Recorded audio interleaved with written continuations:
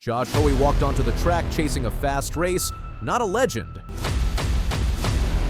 Less than 2 minutes later, a 29-year-old world record was gone. What stunned everyone wasn't just the time, but how easily it happened. This is the moment Josh Hoey changed the future of the indoor 800 meters. The man responsible was Josh Hoey.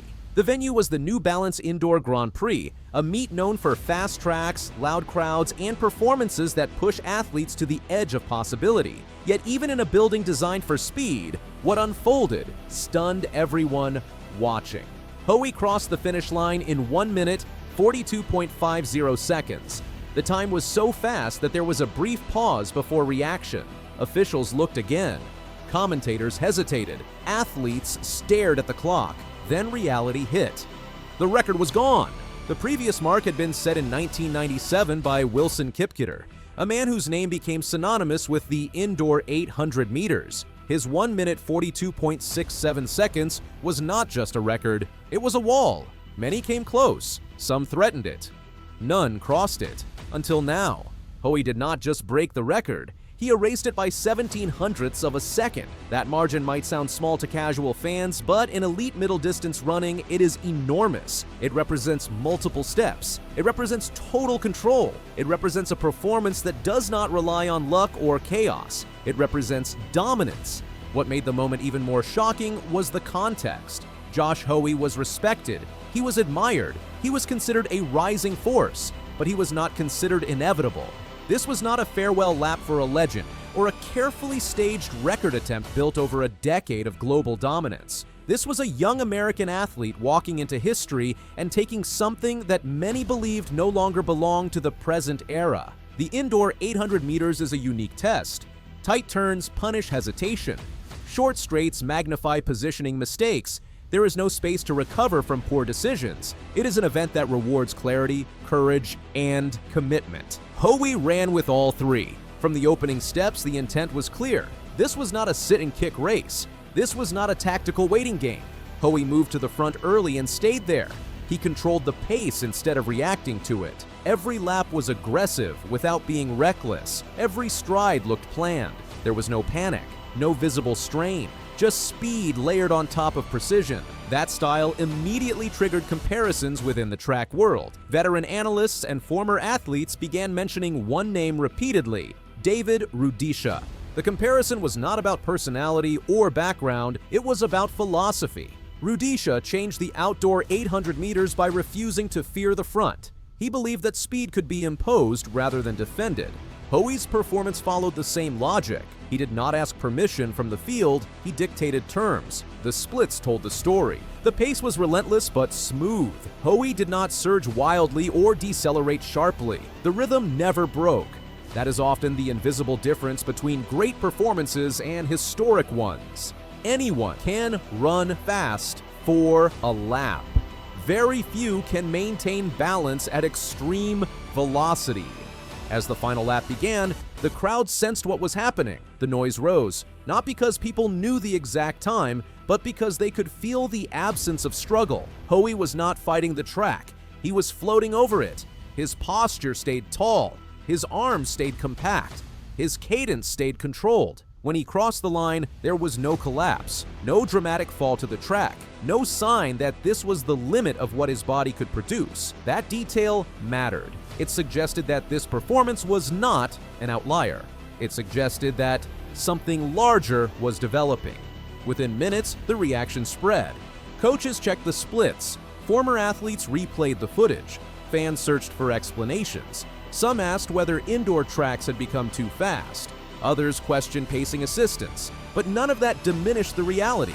The rules were followed. The conditions were legal. The record was real. For American middle distance running, the moment carried additional weight. The United States has produced many great 800-meter runners, but world records in this event are rare. Breaking one indoors against a mark that had outlived multiple Olympic cycles placed Hoey in a different category. He was no longer a prospect, he was a benchmark.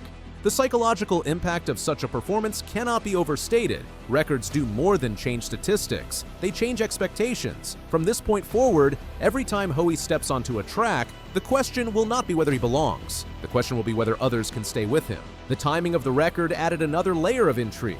This was not late in a season when athletes peak carefully. This was early. That raised a new set of possibilities.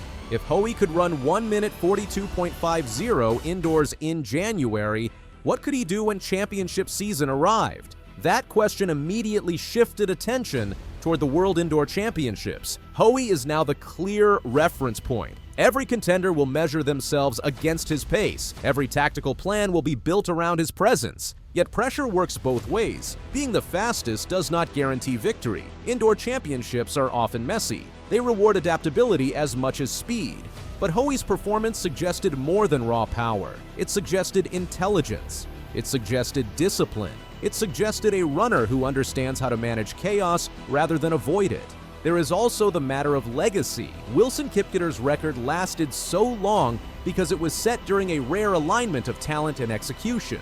Those moments are fragile. They often stand because replicating them requires perfection.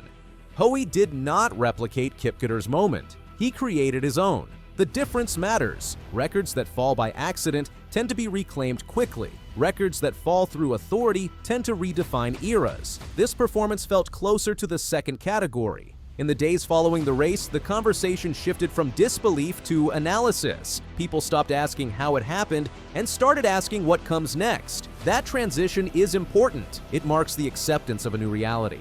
For the first time, coaches began talking about race modeling around one man instead of around a clock.